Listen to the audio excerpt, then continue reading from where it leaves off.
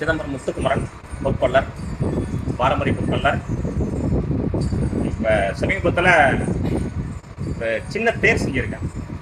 1 gram கிடையாது, டோட்டலே வந்து 1 gram கம்மியாக தான்.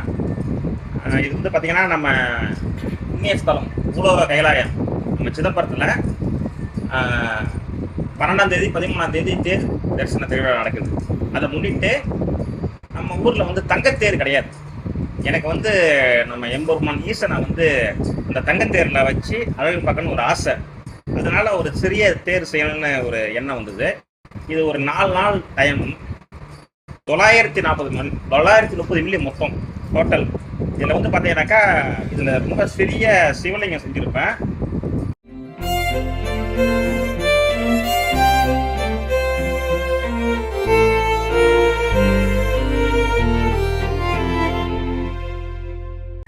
இதோட இடம் வந்து வெறும் 30 மில்லிகிராம்.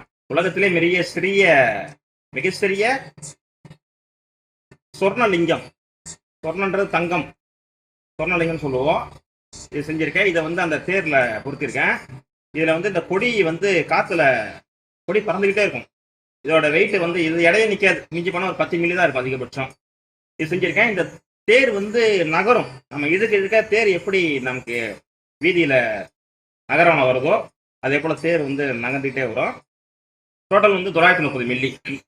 இது வந்து நம்ம சிதம்பரம் நடராஜர் கோயிலில் வந்து இந்த மாதிரி தங்கத்தேர் எதுவும் கிடையாது இது வரைக்கும்.